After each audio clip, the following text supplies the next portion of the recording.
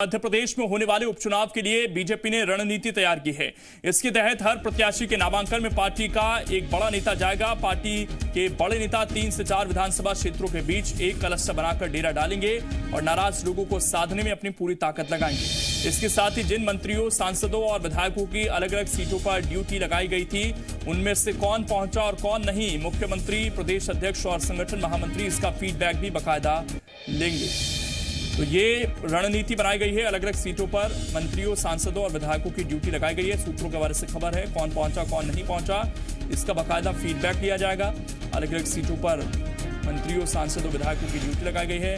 कौन पहुंचा और कौन नहीं, इसका बाकायदा फीडबैक लिया जाएगा।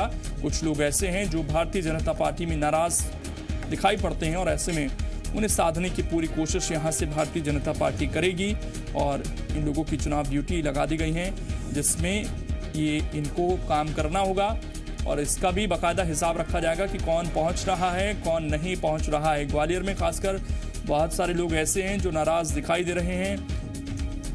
विवेक पटैया इस वक्त हमारे साथ जुड़ गए हैं ज्यादा जानकारी के साथ। विवेक, जिस तरीके से ड्यूटी लगाई गई है उससे तो अब ये साफ लग रहा है कि बीजेपी को इस चीज का एहसास है कि बहुत सारे लोग नाराज हैं और इसीलिए उन्हें अब बाध्य किया जा रहा है कि आप प्रचार कीजिए पार्टी के लिए, प्रत्याशियों के लिए।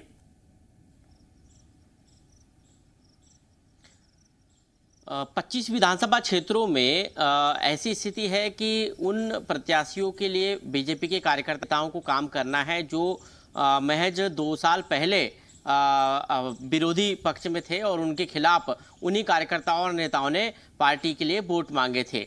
ऐसी स्थिति में अब उनके सामने अचरज की स्थिति है कि उन्हीं नेताओं को प्रत्याशी बनाया गया और अब उनके बनाया जा रहा है और उन्हीं के लिए वोट मांगना है। कुछ जगह नाराजगी भी देखी गई है, कुछ जगह क्षेत्रीय नेताओं के राजनीतिक भविष्य की चिंता करते हुए उन्होंने चुनावी तैयारियों से, चुनावी रचना से किनारा भी कर लिया, ऐसी भी खबरें हैं। और ऐसे में बीजेपी ने डैमेज कंट्रोल को थामने के लिए, डैमेज कंट्रोल करने के लिए और विरोध को थामने के लिए अपने दिग्गजों की ड्यूटी लगाई है।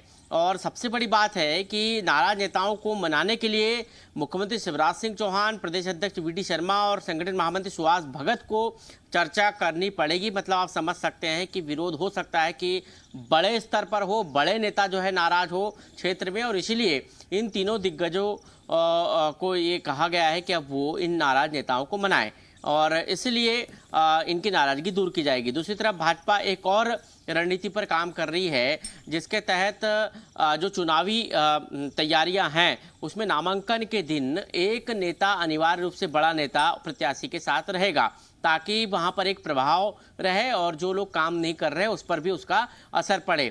एक और बात सामने आई है कि कई विधायक और सांसद और मंत्री अपने चुनावी ड्यूटी वाले क्षेत्र में नहीं पहुंचे हैं, जिसमें उनको तैनात किया गया था संगठन की तरफ से। ऐसे लोगों की भी अब खबर ली जाएगी, इन लोगों से भी चर्चा की जाएगी। और सबसे बड़ी बात है कि हर विधानसभा क्षेत्र में नाराज नेताओं को मनाने के लिए, कार्यकर्ताओं को मनाने के लिए 3-4 विधानसभा के बीच में एक क्लस्टर बनाया जाएगा और इस क्लस्टर पर प्रमुख नेता, मंत्री बैठकर उन नाराज लोगों से चर्चा करेंगे। तो ये बीजेपी का प्लान है। बीजेपी डैमेज कंट्रोल बिल्कुल पूरी कोशिश विवेक भारतीय जनता पार्टी की यह है कि सभी नेताओं को इसमें इन्वॉल्व किया जाए ताकि ऐसा संदेश ना जाए कार्यकर्ताओं के बीच कि जो उनके बड़े नेता हैं वो चुनाव से दूर हैं, उनको उतनी तवज्जो नहीं मिल रही है। और इसीलिए कार्यक्रम आप बने रहिए, आपके साथ हम वापस लौटेंगे।